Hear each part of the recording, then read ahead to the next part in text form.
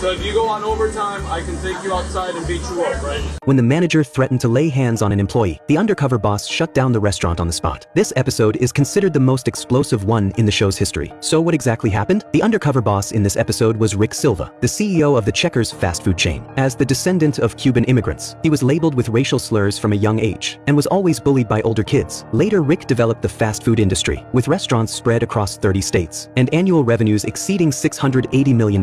Among the concepts he advocated, the most important one was to respect employees. He believed that only in this way could the company develop sustainably in the long run. Today, Rick was going to pose as the owner of a failed pharmacy from Philadelphia. He was going to work as a server at one of his own branches, aiming to go deep inside to understand how employees were treated and how they worked. At this point, Rick was still full of confidence. What he didn't know was that everything that would happen next would completely overturn his perceptions. After arriving at the restaurant, his colleague Todd greeted him and became his mentor. But in fact, Todd said he hadn't received any real training himself. All his skills were self-taught.